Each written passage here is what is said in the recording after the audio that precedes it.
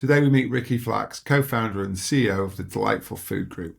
He shares a rich history of his family's involvement in the food industry, starting back with his great-grandfather opening a deli in Brick Lane in the 1920s. Ricky goes on to explain how the business has evolved over the last century and the challenges they have faced along the way. He discusses the importance of innovation, leadership and maintaining a strong company culture whilst navigating the complexities of the food market. He goes on to discuss the philosophy behind running a family-centric business, emphasising the importance of organic growth and learning from acquisitions which are needed to accelerate the trajectory. Ricky also reflects on the lessons learned from his experiences and offers advice to future generations of not taking things too personally in business. I hope you enjoy.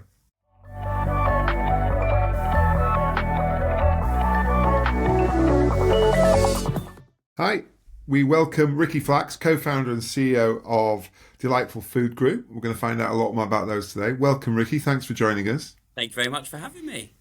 Pleasure. So, look, there's a cool story here that we've got to tell that goes back quite a few years, which is always wonderful, and find out that food is in the Flax's veins and bones and everything. So it'd be fabulous if you could just give us a bit of insight into how the business is, where it is today and your role within it. Yeah, absolutely. So, I mean, where we are now is obviously a different kind of food area to where we've been. But yeah, as you said, literally in our blood, in our bones, we've always been within the food industry for a long, long time. So, as far as I can go back, my great-grandparents moved to the UK during the pogroms, and they set up a deli just off of Brick Lane called in Hessel Street in East London. And it was kind of a deli slash fishmongers, and they had 6 brothers, I believe it is. One was my granddad, and each of them worked in the shop, and they used to go down to the market every day carrying their fish on their shoulders down from the docks. And the brothers all just got absolutely fed up and then made it more into a proper deli instead of just fish, because they were so fed up of carrying that and getting up early every day. Eventually, pretty much every single one of those brothers then went into a deli and opened up their own deli, and then we had a few quite well-known delis called Flaxes around, which were some of my cousins that they set up around London, that were kind of go-to places. My granddad included set up one, and supplying all the big hotels with smoked salmon and all those kind of things.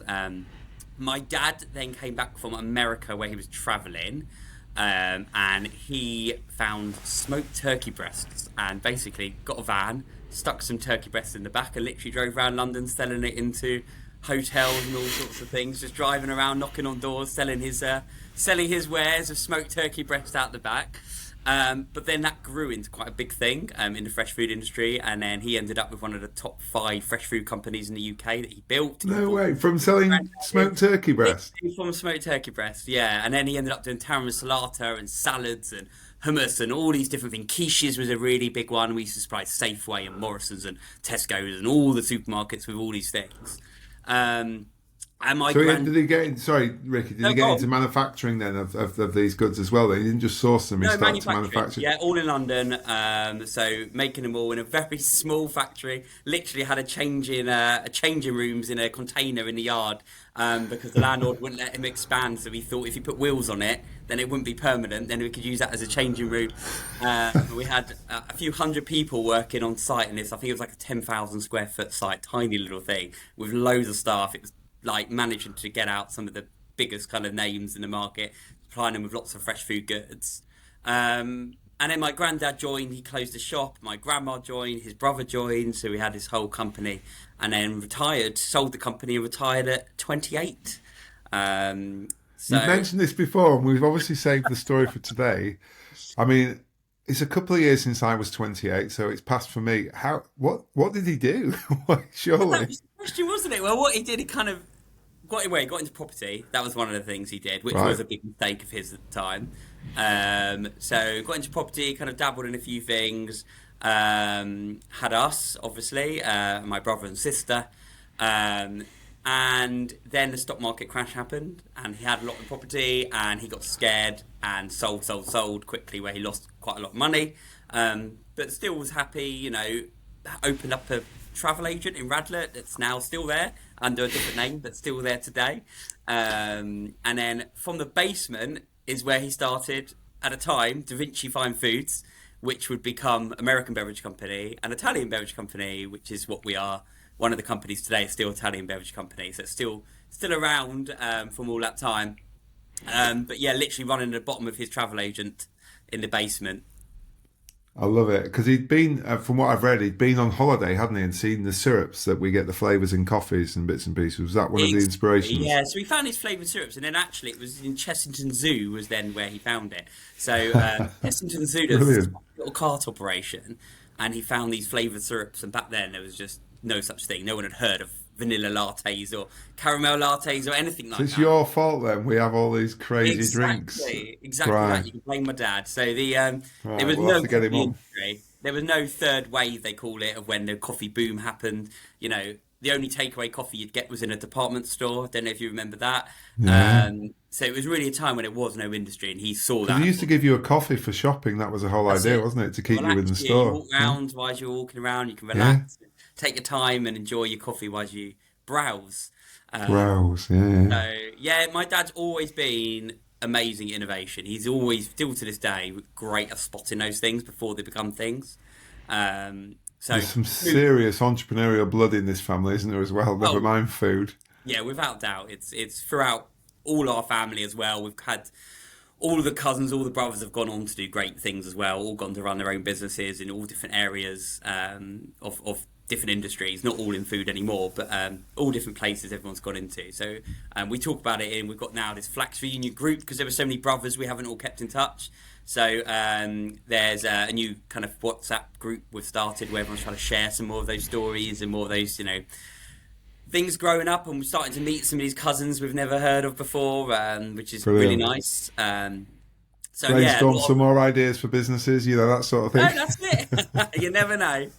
Um, so yeah, so he started it from that, looking for that next thing, looking for something to do, getting a bit bored. Obviously, didn't have to work at that point, so found Italian beverage company or American beverage company, as it was originally, and then he built that to a point. It never quite had the success the first factory did. I think he had some people working for him. I think people are everything in a business. It just he trusted, and I suppose, yeah, basically they set up a company whilst working for him behind his back, Oh, selling. no. Luckily, we had Yeah. really loyal customers who let him know, so everything it was just a bit flat.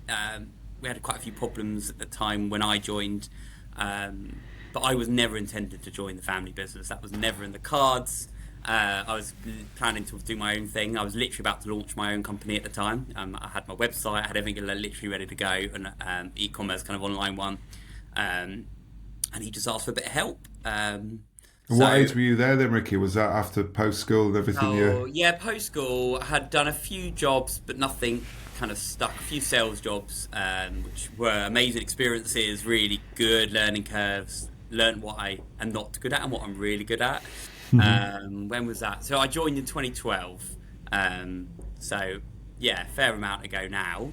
And it was just to help out though. I was never even planning on staying. It was literally, he asked me, he had a bit of problems in the office at the time. He worked from home to give you an idea of the kind of structure that he wasn't in it.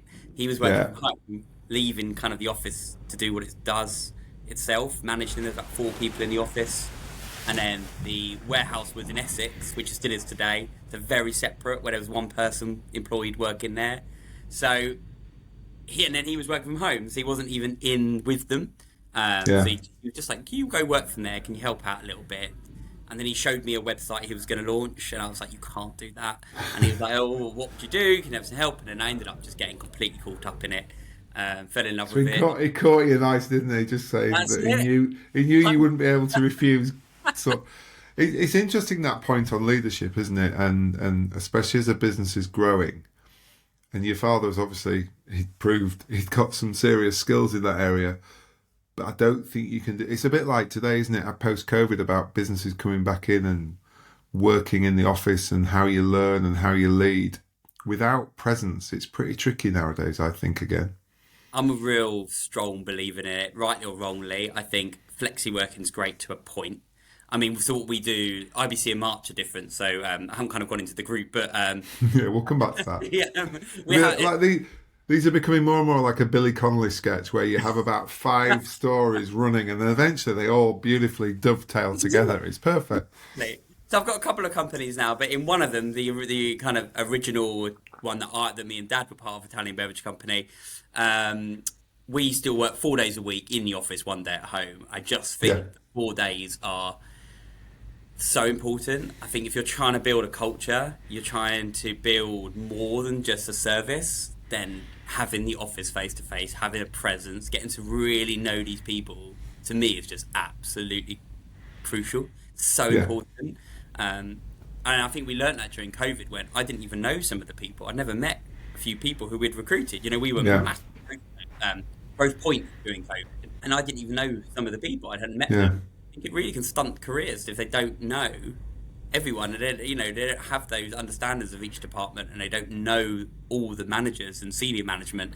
I think being in the office, having that face to face, is really important. I get flexi working. I understand the positives of it, and people do need a day, depending on the company, to work from home and have that headspace, have that time to do what they need to do, to catch up and not get driven mad all day. Yeah. But I think, yeah, it's really important. I think that was one of the reasons at the time maybe it was flat and wasn't kind of I going think anywhere. it's tricky, if some people are just not good people, are they? But it's an interesting point that maybe if your dad had been around a bit more, like you say, he'd have at least spotted it himself earlier because, he sounds like he's got his finger on the pulse most of the time. No, he But yeah, does.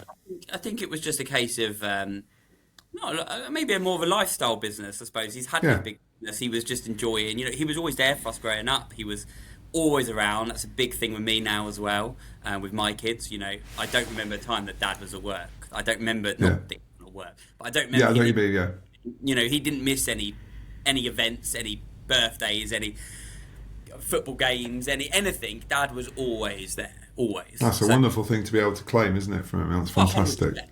And it's like completely been instilled in me and my kids now. And I make Yeah, sure, however busy I am, that I make that time for them.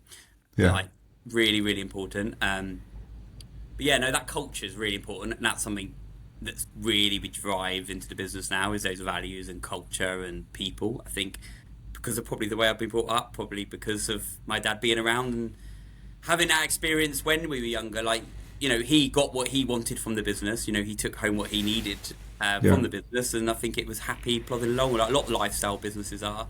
But I think coming in young to that business, I wanted more. Um, yeah, I've always been very hungry. I've always had that kind of thing in me where I've wanted to do things. I've just always been creative. yeah.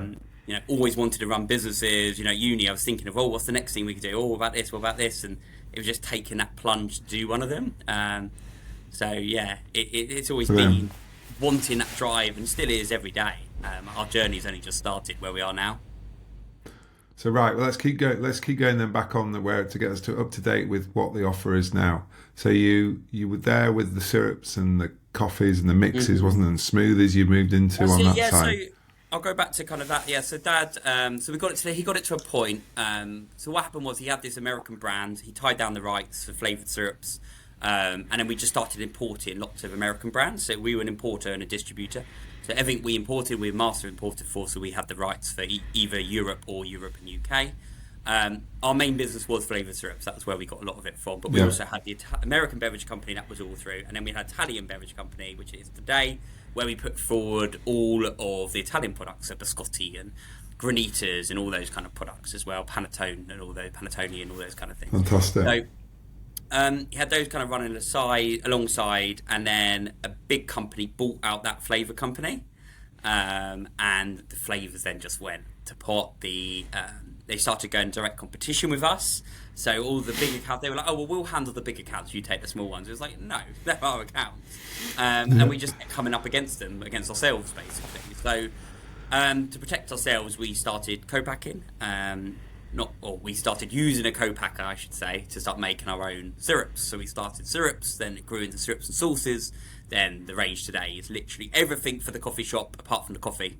yeah, We supply in now, so we offer the full solution to most of the hospitality industry. I shouldn't just say coffee shops, but we do pub groups, we do dessert shops, we do restaurants, big chains, very well-known high street ones, either in our label or their label, bespoke kind of products, and then So that grew and grew, I and think it's then great. Sorry, it's great for people to hear that, isn't it? Because everybody just assumes that journeys that business makes are just a smooth and like that. There you go. You've had people try and do it internally, then you've had your supplier pull out on you, and it, non-stop. it, Yeah, you need a real drive to be able to run your own thing and to keep it successful. Because like what works now may unfortunately not work tomorrow. So it's a great lesson to say, right, here we go again.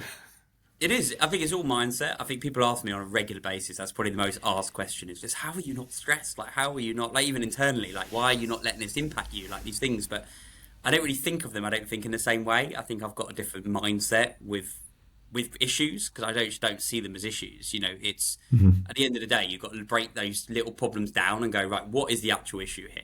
Right? Is there anything I could do about it? Yes or no? If there is something I could do about it, we'll do it. If there is nothing I could do about it, then there's no point sitting there worrying. In fact, what you've got to do is look at that problem and go right. What do we now need to do to either make sure that never happens again, or what do we now need to put in place because of that thing's happened, and then Yeah. protect that again in the future to make sure it doesn't happen again. There's no point sitting there just getting stressed, spending It's days. difficult, but it's a brilliant piece of advice. But it is hard to do, isn't it, to have that It is hard discipline? to do. Yeah, I think it's all these things, isn't it? Even the self confidence, all these kind of things. I think if you tell yourself something so many times, you believe it, and then you generally Yeah. start acting like it and feeling like it. And I think you tell yourself enough, it generally works. I used to be really shy. I used to, be in groups and things like that, get really intimidated, and then I got into theatre and learned, how to act and things like that. That was kind of my history then, which really helped me. And then I just think telling yourself something, telling yourself, "Oh no, do you know what? I am good at this." So many times, eventually you just go, "No, I am." Haven't I read you've got a quote which is around you've got what it takes. Yeah, That's something that you 100%. say to yourself that you just but back yourself, believe it. You do. I think that's it. I think generally believe it. Like, why not? Like, why can't you do it? Generally, like, I think your biggest obstacle is yourself sometimes. And like, issues are going to happen. You're going to have problems every single day. And we've had a lot. You've heard a couple of them. Yeah. In a You don't few have to minutes. dare air all your dirty washing, but I think it's good that because people look at successful business from the outside and just assume it's all plain sailing, and it just isn't. And these businesses are successful because they work and they adapt and they evolve. But you've got to keep going. You've got to have that drive, as you said. Yeah, 100%. But also you've got to look at those things and go, well, why has it gone wrong? Instead of just worrying about the actual situation, it's sort it or don't. There's no point sitting there worrying about something. It's out your hands because it's not in your hands. So what can you do about it? Yeah. Just move on. There's enough other things to get on with at the moment. That's what you've got to do. So I lost track of Back where I was. The story. Back to my we were supplying right. every cafe, every No, hospitality, everybody home. not yet. So we were still quite a small business. So, but we started to make our own product. That was the next step. I joined, and then, kind of long story short, within the time I've joined, we've grown that over 600%. We then this last year, I should say now, we acquired March Foods, and we formed Yeah. the like food group. So March Foods are one of the leading co-packers, co-manufacturers. We work with some of the biggest blue chip brands on the market, so a lot of stuff you use at home. I have to keep their Can't names. tell us what, but You yeah, know yeah. why? Because obviously they wouldn't want us to know, everyone to know who we pack for, or that we pack for them. But we work with some of the biggest household brands that you have at home, some really good historic brands, alongside all of our stuff.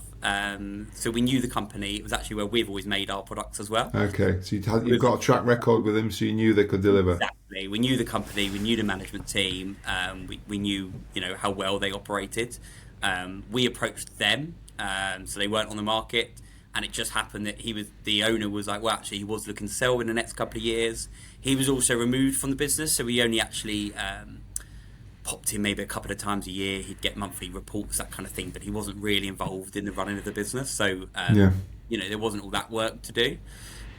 So that then formed Delightful Food Group. So today, those two things joined. We can offer a full solution, really. We have a great MPD team. For those who don't know, sorry, I use acronyms. So it's MPD, New Product Development. The people Yeah. who bring brand new things to the market, we'll help them from start all the way up to production, to procurement, to delivery and logistics. So we can give them the full service now. And so was that the strategic idea behind buying March Foods to give you that other side? So you've got that manufacturing, you've got that packaging, etc. Yeah, that's it. So we were looking, well, 2 years ago now, at what we do next. What was the next step? Was it an acquisition? Was it that we actually set up our own factory? That was on the cards, but there was a lot of problems with that. Do we buy a brand? Lots of questions of where the next steps in, and I think controlling our production process was the biggest thing. I think Yeah. when we looked at it, we were like, well, actually, we bought our raw materials; they were our recipes, but at the end of the day, we didn't control the production. And if anything happened to March Foods overnight, we wouldn't have production. Yeah. It was that kind of fear and worry, and we just felt like that was a sensible step. What we found out then, as we discovered more and more, was March Foods was basically IBC when I started. It's a great business. It's got great bones, but it can do with a massive update. Yeah. It's the same kind of thing. A lot of staff have been here a long, long time, but they're actually good. I mean, I suppose that's the biggest difference between here and now. Yeah. They're people we want to keep, but we want to try and now drive that forward. There was a very small sales team. There was no selling really. No one was phoning around. No one was, cold calling. No one was reaching out. It was all coming in. The website was non-existent. It still is today. I haven't finished with that. That's under development at the moment. But if you actually Google March Foods, it doesn't even come up on Google, the website. So all these basic things, though, that it's a great company. And it was successful in spite of all of this, which is interesting. Exactly, and this is the thing. And it's got great customers. It's profitable. It does really well. Operationally brilliant. Great find. Great match.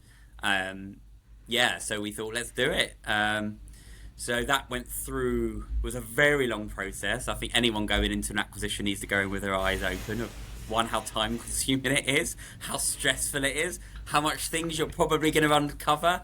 Lots of back and forth and negotiations, and there was a lot of times we were going to walk away, they were going to walk away. There was lots of periods. It was a long Especially when you've got to work together afterwards as well. It's not as though you're just acquiring it and consuming it. You're keeping it running. You've got teams working together. It's a very delicate balance, isn't it? Really was, and exactly that. In two counts. One, because we wanted to keep the senior management team, so we wanted it to run as it's running. But secondly, they're also a client, not a client. We're a client of theirs. So you know what I mean. We need them as well. We need a good relationship with them because we wanted them to make our products because they're good at it, and we don't want to go to another co-packer, or didn't at the time. It was a really delicate balance, trying to get it right and making sure that we all from the beginning were like, if it doesn't work out, it doesn't work out. Let's go through the process, and let's give it a shot and try and make this work. But luckily it was all good, all successful. And then December last year, so we're nearly a year now of doing since the acquisition. And so, do you mind me asking, obviously without going into numbers, but did you take investment to acquire March, or was it done in a different way? No, so we did it just through finance, using a brilliant bank. We were actually one of their second. It was a new bank, but now I think I could see them everywhere. I keep seeing them advertised. But at the time, I think we were their second investment or loan, or however you want to look at it, that they had with acquisitions. So no, we've kept it. Still, the shareholders are me and Dad, family. It's not ever gone without that. Outside of that, and it never will. That will always be the case as we make more acquisitions in the future and build that bigger. Because I think sometimes people may be put off by thinking of acquisition as a growth strategy. You can organically grow, you can do bits, and you could do some smart hires, but sometimes to get you that competitive advantage you need to move a bit faster. But that doesn't, like you say, necessarily mean diluting shareholding. You can borrow off the balance sheet of your business or the business that you're buying. Very simply now, it's a thing that came, I think it's probably introduced from the States about 20 years ago, when there was this big thing of people not wanting to take family businesses on, so there was no value unless you could find a way to borrow against them. But it's a smart way, isn't it? And then the business, your profitable business, you're fine. 100%. I think obviously depending on the business you're buying, depending how profitable and how good your due diligence is, you can actually borrow stuff against it. But absolutely, like for us, we made the decision early on that we would not do this if it went outside the family, because we don't see the point. Especially because how, not all of them, but once you start getting involved in VCs and all those kind of things, there's an expectation. There's nothing's organic. There's a time period they're expecting a return within those investments.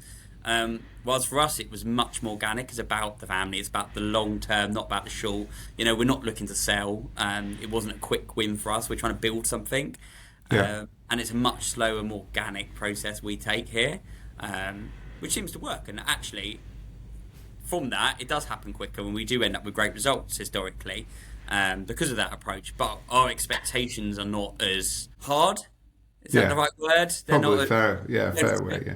quick return. We're happy that we're more understanding, more empathetic, more you know more working together. Yeah. That collaborative feel Let's to it. work. Yeah, hundred So percent. has it whet your appetite then for future potentially investment? Have you looked Yeah, at, will you look at other acquisitions in the future? yeah, without doubt. I think we're trying to build something really special here. I feel like this is just the start of something. Yeah. We've just got to make sure. I think we're learning a lot from this one. So I just want to make sure we're grounded here. Everything is how we want it. Get everything how we. Yeah, I mean, it's been nearly a year now. I've taken the approach of actually let's just learn this year. I haven't gone in like a ball. I haven't gone in trying to change everything. I've just come in really trying to understand the business. Not all businesses are the same. You can't copy No. and paste the same thing across different businesses. So for me, it's about this one's our learning curve, and then we're going to get this into a position where I'm really happy, and then let's look at the next, and the next, and then we'll just keep building it. I mean, we're fair size now, so we're doing about 250 staff here now across the group, Wow. turning over about 27 million at the moment. But really, for me, that is just the beginning. We're really just started. This is the start of something really, really exciting. That's amazing to hear, isn't it? I bet you were pleased with the budget then last week and national insurance. No. Let's not Absolutely, get political. wasn't it? I've I always mean, promised. Yeah, hey, yeah. we can. I mean, it's madness. I mean, it really is. I just think all they've done is just twisted tax in a way to make. I mean, what would ever you? The working people was the one that was driving me mad the most. If they wanted to say class, just say working class. Why keep saying Yeah. working people? Because I'm a working person. I work all hours of the day, non-stop, really thinking of my staff. IBC are all on the real living wage. We really look after people. March at some point when we can get to the growth point we want, will also be on the real living wage as well. We look after people here, yet we've been absolutely hit hard with this. This is going to Yeah. cost us hundreds of thousands of pounds, which means we can only give people pay rises to a certain point, which Yeah. negates the whole point of this, doesn't it? I mean, I know. it's just going to stop growth. I don't get it. It makes no sense to me whatsoever. All it is for public companies, really. Yeah. Yeah. I mean, you Bit can of- get me started on it, but yeah, I have not a good thing to say in all honesty. No. From someone who was quite hopeful. Not the best one. It's yeah, not good. Well, we will get around it. Things will change, don't you worry. Oh, of course. Yeah. So is Dad still involved with the business now? Yep, so Dad is still very much involved, probably more on the IBC side still. So he took a step as chairman. And I'm now CEO, but I think titles are titles, they mean nothing. So I think what Dad does and what I do are just very, very different things, and always have been, and I think that's why it's so successful. Are your skills, I'm assuming your skills are complementary. Very much so. We're just completely different in that respect, like opposite ends of what we're both good at. Dad's one of the best operation people you ever meet. If you are, with our hundreds of SKUs, if you ask him what a cost price of anything, he'll be able to tell you like that. His head's a calculator. He's brilliant. Anything to do with procurement, to do with operational, with the warehouse, with manufacturing, with forecasting in that respect. Finances, anything to do in that world. He's amazing. In terms of driving the business, planning, sales, marketing, is my bag. Anything to do with how we grow, the overall strategy is me. So Yeah. it's two very different skills, but together we've just plugged those gaps really, really well. So we just work really well together. And how's the transition been, obviously, from you taking over the day-to-day running of the business? As you've obviously had blessing from Dad, but how have the team been? Because he sounds like you've probably got a slightly different Good. style. It's been quite organic anyway. Yeah, okay. It's happened quite naturally over the years. although we made it more official with this acquisition because of the group structure, in all Yeah. honesty, it was like that anyway. It's been a real organic thing. I think, all the staff that were originally here when Dad had the company are no longer with the company. I think over the year, I've been responsible for implementing everyone else in the company, so everyone else has always been working for me anyway. And then over the years, I think it just happened quite naturally. I just naturally led, and we just naturally kind of took those roles. It wasn't really a conversation. It wasn't really a point where we sat down. If anything, it was our CFO, David Feldman. He's the one who actually broached it with us when we were looking at the titles and what we do, and he was like, Sheldon. He goes, no. He goes, Ricky, you're the CEO. He goes, if you want to be chairman, fine. But he was like, we've got to now put in place what it is. Yeah. It was actually him who kind of flagged it with us. So I think people need to know a structure's in place. Like you say, you and your dad can have a relationship where you can blur the lines a bit more, but people like to know who the boss is, who's the support of that boss and the confidant, and you got the yeah, finance guys, you got ops guys. Because if not, I don't know. I think they can get a little bit unnerved if it's like, well, who is it? Who do I go to for this? Who do I go to for that? And you need that leadership in there. yeah, 100%. I think yeah, you have that. I think, but naturally we've had that for years. Is kind of the Yeah, point. Like, Dad's still someone that if you can't get hold of me, you'll call my dad. yeah. So we've still got that. It's still probably the same kind of structure, but I think we've just formalised it now. No, That's more. I think it's really But it's smart. been a Yeah, really organic thing. I think if we had both been doing the same job, I think that's where heads butts, and I think that's where family businesses become quite toxic, and I think that's where people struggle, and that's when you get the whatever that program was called. You yeah, get that horrible kind of stereotype of a family business, which yeah. we're just not. And I think it's just because we just don't tread on toes. Like, we don't really argue. We bicker, but we don't argue. Need a bit of that. All relationships need Yeah. that. I Yeah, we tell all my wife. bicker. We bicker in the senior board, but in a positive way. Yeah, Making sure everyone can get their points across, and not no one feeling like I can't talk to you like that because you're my boss. It is that kind of open feel of at the end of the day, I'm going to be the one to say yes or no, but everyone can get their point across, and I think yeah. that we have that. I think it's interesting. Obviously it happened to be a family tie with you, but if you had a partner in your business, the key is to make sure you aren't too similar. In my view, you need to have different skill sets that you bring, that together you make a perfect whole. But there's very rare people that are actually, you could be comfortable with the marketing and the sales and the strategy and the ops, and that they most need a team. So I think it's like you happen to, quite interesting when you've got the same genes, but you happen to go one way and you follow the other. And I think it's a really important lesson to people that you don't have to do it all yourselves, that partnerships in business are really strong. Yeah, like nail on the head. I think even down if you didn't bring a business partner in, it's about when you start recruiting. I always say, like, recognize what you're not good at. It's about those people you're bringing on should complement what you do. They should be complementing what you're not good at.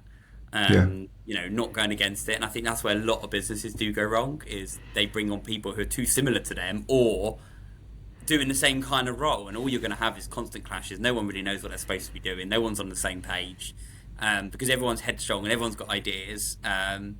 Whereas actually, I think having that I suppose family, in the sense that we have the same values, we have the same goals, we both know what we want, we're on the same page, but we both do quite very different things. And it's taken years of that organic growth and that trust Dad's had in me over the years to get to that. It yeah. wasn't that at the beginning, but I was also very naive, young, and didn't know what I was talking about at that age either. And at times I hadn't had that experience yet, so that's why it's been quite organic, I think. Yeah, and as gradually you've picked it up and you've been expressed, and then you got into a sale process, which some Yeah. people never do in their lives. And like you say, it's quite a steep learning curve, isn't it? The first one, Oh, without you doubt. you Yeah. you already know when the next acquisition comes along, 'cause you're going to do it differently because you just learn. Yeah. But Yeah. but I think your point on waiting as well and giving the business a year, it sounds like people might think, gosh, that's a long time, but it's not, because you haven't bought a bad business, you've bought a slightly different business, and so it's important that you give it time to understand, because it will be doing some things better than your own business, and it's a case of cross-fertilizing that learning for both businesses to be better at the end of that process. It's kind of what I said earlier about like every business is different. And I think if you're buying it as an investor or something like that, you want a return, you're going to drive it quicker and you have expectations. But when you buy it, you also have those plans in place. Or Mhm. sorry, you don't have those plans in place, but you expect the business to. You're investing in a growth business. You're expecting they already are on that course. Whilst we weren't buying a growth business, we were buying a flat business, a great business, but a business that hasn't had that growth for a Yeah, long. They've been, the same clients for a long, long time. You know, 20 years. Some of these clients have been with us.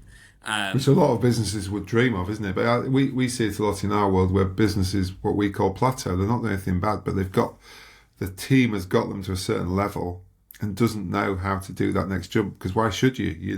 There's different jobs to do with a business, from starting it from scratch to then taking it like you guys are now to a more mature state. yeah, no, that's it. And for me, I just take that organic approach of I'm not in a rush. Like this is I'm just enjoying it. In all honesty, I'm not. I think the difference is I'm not looking to sell in 2 years' time now. 3 year course, 3 year journey, 5 year journey. I'm not looking to sell and pocket a few million and be done. That's not what I'm doing. I'm just loving what I'm doing. I've got great work-life We saw balance. your dad tried that and he's still working now, so it's no point. Yeah, no, exactly. He's got no. He won't retire ever. Well, I hope he doesn't. He loves what he does, and we love him here. It's and I think I've got the same effort. When I come to March, I'm leave at 3:30 to get home, so I'm there for 5 for my kids. So Yeah, I'm there every morning to see them before they go to school. In the same way my dad was, I'm doing the same. And if then these acquisitions or the business is going to get in the way of that, and my life, because my life isn't just work, it's the whole big picture. I've got to have that balance of both for me. So if that didn't work, then the whole thing wouldn't work. So the organic approach is the only approach that would work for me. And as I said, you can't copy and paste. I mean, I know someone who used to work for us who went to another business recently as like a more senior role, and they phoned me for some advice, and we were talking about how what they do, because they came to a business that just needed complete change as well. They needed a complete infrastructure change. They had no CRM systems. Nothing was literally like in the past. And they just kept saying about the things I had done there, and I was like, you can't just copy and paste the same no, structure because it's to a another unique business. set of circumstances, Then isn't it's a it? Yeah. completely different business. You've got different people. You've got different things you're selling. You've got different everything. The whole business is different. You can't just copy and paste what you've done every time. You've got to look at what changes are if you want to go down the organic route. Otherwise, you've got to fire everyone and just do it all your way from day one and make it exactly how you want it in the infrastructure, and you copy and paste it across the board. But that's not the approach that I It's just want. dangerous, isn't it? Because there's information and there's experience in there you don't know yet till someone asks the question. Oh yeah, well that's Johnny. You've just got rid of. He knew all about that. Yeah, but this is it. Um, But I know that's what a lot of them do. I know that's what a lot of investors do. A lot of VC funds and things like that. They've got their structures. They've got how businesses work, and they'll just copy and paste that every single time, and wipe out the whole executive team and implement how they do it, get it to a point, and then sell it, and then move on. And it's like that's just not. It's not for yeah, me. For some people, it's great and good luck, but I love what I do and enjoy doing this, and I have that good balance. it's brilliant. In terms of your sort of leadership style, then, because you've had to sort of evolve it on the job, haven't you? You haven't been somewhere else and got experience to the level that you need, and then go right. Here's what I'm going to bring in. It's been quite interesting. People have seen you develop and evolve, and so how do you think you've kept the sort of that, or how have you grown a leadership style then that's now working? I think trial and error. I think a lot of mistakes, in all honesty. I think it started off. So I set up a theatre company, kind of just post uni a long time ago. Tried to do this big professional production. We had about 20 actors that I chose not to take from the university, or let people. Some people were, some weren't. And I learned so much in that. So much about leadership, about trust, about structures, about everything. I learned. It was the biggest lesson I think I could have learned. It was so valuable. A lot of things went wrong. Um, so I kind of took that, worked for a little bit in sales roles, and then came to this one. And again, came in so naive. I walked in all honesty, a very toxic environment. It was really bad. They were all fighting. There was four people in the office, and they were just at each other all the time, and it was just a horrible atmosphere and environment. So I just had to do what I could and just tried to, sort that out. And that was one of my first jobs to come in to do, was alongside the marketing, was can I just work from the office on my company to try and just see what was going on and kind of report back of how we're going to fix this. Yeah. So I think that leadership style over the years has just been that trial and error of like, let's try this, and then it hasn't worked. And yeah, we have had turnover of staff. We have had, a lot of lessons we've learned over the years as we've grown and grown, adding more and more people on, of things we shouldn't do, things we need to look for next time. And the way we treat people, I think, we've always had those values to us as just people. I think, I like to think I'm quite a nice person. I hope, but I can't be I'd like like. to say, I assume one of your superpowers is that you're quite approachable from the meetings I've I had hope with you. so. Yeah. But I think I've also still got the mindset. I'll tell you one of the lessons, and this is something I go through with senior management I've brought up with me, of it's that thing at the beginning of wanting everyone to like you, and you've got to get to a point where you just can't work like that anymore, and you can't have those relationships anymore, and you've got to just think, I can't be liked by everyone. I'm not going to be. And you've just got to not care. You're here to do your job. You're here to make it as nice place for me, to make it as nice place as possible I can for the people who work for me. But they need to do it in the way we want to do things. Our slogan in the big sign in the office is "Don't be a dick." That's our motto. Really, that's one of our biggest values. We word it like that. Is excuse my language if that's allowed, Steve. That's the second person I've interviewed in food that you'll hear. It comes out this week, and his was exactly the same. There you go. I think hospitality, especially, is probably very much like that, because I think it is a really nice industry. Everyone we work with, all our clients are the same. It's just really nice people. We're hospitable. It's hospitality. That's the point. It's B2B. It's not B2C. There's a clue in the industry. Yeah. No, it is literally.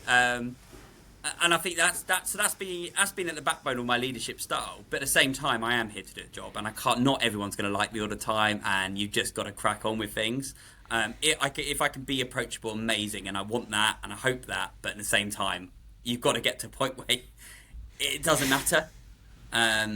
You just got to make it as nice place, as I said, as possible for people to work. But it's them at the end of the day who are the ones who are going to do it. I think that's it, isn't it? And that fairness and consistency is key. But yeah, it is a great saying, because you can apply it the way he applied it was in two different ways, and it's just like, don't step over the line. You can get a bit of leeway. I'm gonna be fair, but don't cross the line to be the dick. Yeah, but do you know what? With everything, I think it should be used more with just everything. I mean, I could say the same thing about the whole political correctness argument about everything, to be honest with you. It's just literally comes down to that phrase, though, doesn't it? It's just be kind. Like, if everyone was just nicer, half these problems wouldn't be problems. Like, whatever their political beliefs, whatever it is, just be nice. Like, what I just don't see the reasoning to, for those kind of attitudes. And they're just absolute zero tolerance here. I just don't accept that. No, I think it's a great way, and people will then pick that up to know, no, I've stepped over. I'm gonna be in bother now. And it's a really nice way that you can interpret it yourself as well, as in there are scales of it, but at the end of the day, there is a line. You just don't cross it. 100%. I think the other thing, my leadership style, the other thing's really important to me, and I didn't actually recognise that I had it until someone said recently, is about expectations. I've got very high expectations of people and product and everything I do, even family, as I've been told. I've got high expectations of people and what I expect them to do, and we can do it in the nicest way. And we encourage and we grow them with us, and we can give them all the training and support. But we want to be the best. We need to be the best in what we do. And everyone has got to be doing that. We say, no hangers on. Everyone's on this for the journey with us. Everyone wants to be here. Everyone knows what our objectives are. They know what our values are, and they should be on board and doing everything to drive it just as much. Because at the end of the day, it's not just about me; it's about all of us. Yeah, I think that's just it. But that the fact that you're communicating where you're going and how we're going to get there just means people can get on board, can't they? They're very clear. If it's for them, they're going to jump in with 2 feet. If it's not, they're going to go, and that's fine. But you need to know, don't you? At least you're there, which one you're on. Yeah, 100%. Brilliant. So look, we're coming towards the end of our time, Ricky. A bit like your dad might have said to you when you started the business, if one of your children wanted to join the business, or even if you could reverse time and talk to young Ricky starting out, what would be the killer piece of advice you'd give yourself now, just to maybe save a little pain along the way? I think it's some of the things I've mentioned. I think one of those would be that kind of don't take things personally. That's probably the big one. I think with everything that applies as well. Losing a client, things like that. That's really difficult. Don't take it personally. I think it's the same with everything. I think the second bit of advice would be know what you're doing. Not in the sense of know your job, but know what your job description is. Yeah, Yeah, so understand that vision, understand that journey. You put those objectives and those values in very early. Straight from the get go. Know what you're doing, know where you're going. Otherwise, what's the yeah, point? I think I wish I'd known that earlier. I think we spent a lot of years in different directions. Do we want to get involved in that? Do we want to get involved in that? Oh, we just wanted to do everything at the time, and we want to go international. We won the Queen's Award for international trade, but that's not where we wanted to be as a business. And yeah. actually, the UK focus is where we are now. And I think early doors having that would be the best advice I could give: is know your objectives, know what you're trying to do, don't deviate, and don't take it personally. I think that's brilliant. Especially when you've got, obviously, we've talked about the family history. There is a big entrepreneurial driver in there. And there's something I've named, or a few people have named now, the magpie effect. And if you've got a natural way of looking at things for opportunity, sometimes you can get distracted, and it's not that. I think that causes too many ripples in an organisation that can put people and scare people. So if you've got that focus all the time of where you're going, then people will normally follow it because they'll believe it. They'll see your passion, they'll see how hard you're working, and your father's there, and there's that nice element that this is a good place, but we've got rules and we're going for it. I think that's really smart. Yeah, that's it. Brilliant. It's that. A bit all over the place, but hopefully you Mm. followed some of the story anyway. Oh, Ricky, it was so good. It's so lovely to, you look from the outside, you don't pick this up, and businesses have this brilliant backstory and provenance, let's call it, that make them what they are. And then when you're talking there about what is driving you, you can see that that is coming out. Whether you are naturally saying it because of the history, it's in the blood, and I think people love to buy into that because it's a bit more than a faceless, cold corporate, then, isn't it? No, that's it. And it's true. It's not a corporate thing. It is in our blood, has been for generations, and hopefully will continue to be if that's where my kids want to go, as you mentioned. So let's see. Brilliant. Well, Ricky, thank you very much for joining us. It's been lovely to hear the story, and we will come back maybe in a couple of years and just talk about your latest acquisitions and growth. Sounds great, Steve. Brilliant. Thank you very Uh, much for having me. Pleasure.